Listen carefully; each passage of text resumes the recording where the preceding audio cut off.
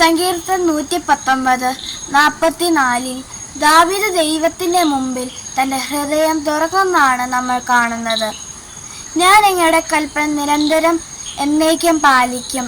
അതായത് എന്നേക്കുമായി എപ്പോഴും അങ്ങയുടെ കൽപ്പനകളെ ഞാൻ പാലിക്കുമെന്ന് ദാവീദ് പറയുകയാണ്.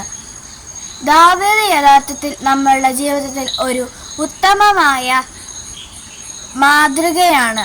ഈശോയെ ചേർന്ന് അനുഗമിക്കാൻ നമുക്ക് എങ്ങനെ കഴിയും, അല്ലെങ്കിൽ എന്തെല്ലാം ചെയ്യാമെന്ന് ദാവീദിനെ നോക്കി നമുക്ക് മനസ്സിലാക്കാവുന്നതാണ്. അപ്പോൾ കർത്താവിൻ്റെ കൃപയും കരുണയും നമുക്ക് ചോദിക്കാം.